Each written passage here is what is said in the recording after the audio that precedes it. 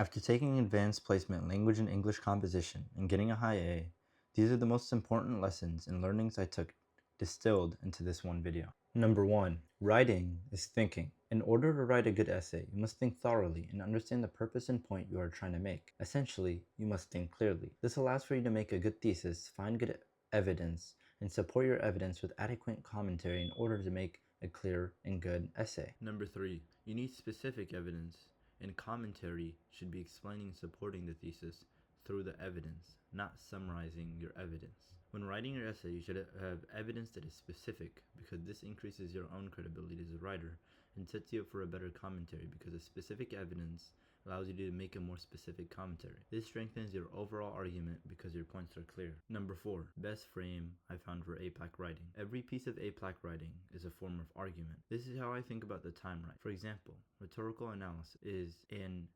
essay in which you have to take a position on what rhetorical move is being used, and you've got to provide evidence and commentary to prove your point of how the specific rhetorical move is being utilized. And the synthesis and argumentative are pretty clearly argumentative pieces of writing, with the person writing to prove a point or make a point. Number 5.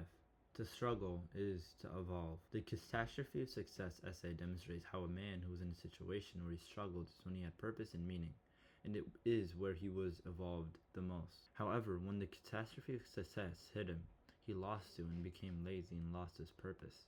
And because he lost to the struggle, he devolved instead of evolving, showcasing the importance of struggling in order to evolve. Number 6.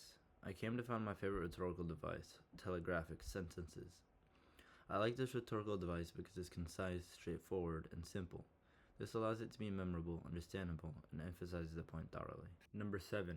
The doubting versus believing game. This was an essay we read at some point throughout the year in APLAC.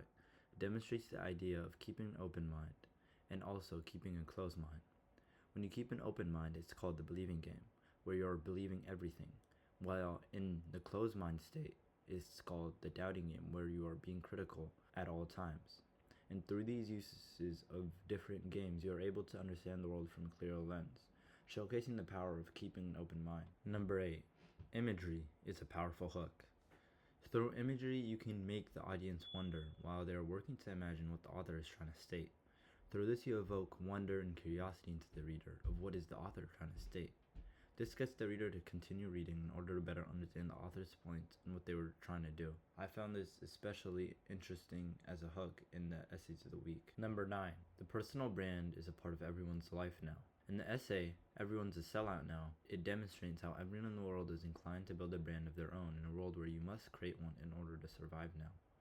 As a result, individuals who create works of art, not literally, are redirecting focuses from the important work of the quote-unquote art to the brand in order to survive, causing the quality of the art to decrease due to the era of the quote-unquote brand in today's day and age. Number 10. Transparency isn't always good. Instead, it can lead to more anxiety, meaning there is solace in not knowing. Ignorance is bliss. And the essay Snowplow Parents Are Ruining Grading, it showcases how increased transparency in grading allows for students to have increased oversight by parents over them. This forces students to focus more on grades and allows the parents to focus more on grades too. This is because to the parents, grades are a test of whether or not they're doing the right thing on their part of parenting, while for the students, it's a measurement of their learning progress in class. However, because of the increased oversight students have due to increased transparency, the students will have to have their grades driven by fear of failure in talks with parents. And because the parents know everything now, they won't have the ignorance is bliss factor, so their parenting skills will be continuously put to the test, overall impacting the purpose and reason why the students should work on getting good grades in order to learn, hurting the students overall. Number 11. Question everything. This is to thoroughly understand the text. Look out for the little details, the changes in syntax, the rhetorical choices utilized, etc. These little details are subtle, but important. They change how you perceive the text entirely. 12. Repetition is persuasive. In The Crucible, a book we read at some point throughout the year, words like sin, witchcraft, and the devil are repeated consistently. This repetition makes people more afraid and causes the accusations to seem real, even when they are only rumors. Since everyone keeps using the same fearful language, people begin to believe it. This also causes people to go along with it because disagreeing could make themselves look suspicious. This shows how repeated words can shape people's beliefs and how language can be used for protection during fearful times. Number 13. Characters can represent bigger ideas. For instance, Jay Gatsby represents the idea of the American dream and the consequences of chasing an idealized dream which is unrealistic and out of one's control. This is showcased when he chases Daisy, who's already taken and was a person that was simply a fantasized dream of his, because she had already had a kid and had a husband, and he had already lost his opportunity to have a life with her. For this reason, he should have understood that this wasn't something he could control or really change. For this reason, he must have chosen to move forward. However, he didn't, resulting in his demise. Number 14. Simplicity and specificity can be powerful. Writing that is simple is better because it can allow you for the audience to interpret more easily and in a less subjective manner.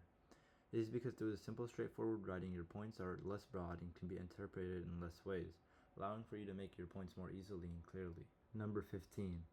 Defining terms is important for audience understanding for the writing to come across correctly. This is because individuals have their own definitions for specific terms, and if you define them, you allow the audience to better understand the specific point you are trying to make, which was also shown throughout the year when we were rating the characters in The Great Gatsby. Everyone had their own specific definition for each word. For that reason, we had to define the words in order to rate the characters correctly. Number 16. Uncertainty leads to fear, and fear leads to hysteria, and language is a powerful tool that allows you to dictate the future of events during hysteria.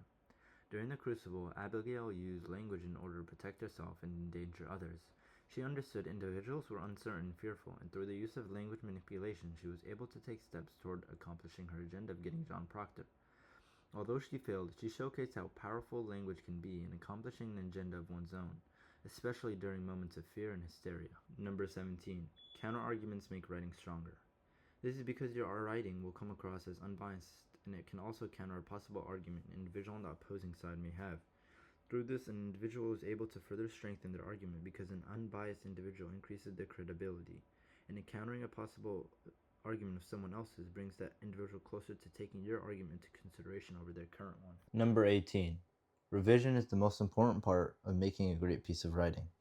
The best and most effective way to improve your writing is through reading over it and editing it until there are no more revisions you can possibly make at your current writing skill level. You can also ask for feedback from better and different writers in order to understand where you have room for improvement in order to make the best writing as possible. Number 19. Actively reading makes you harder to manipulate.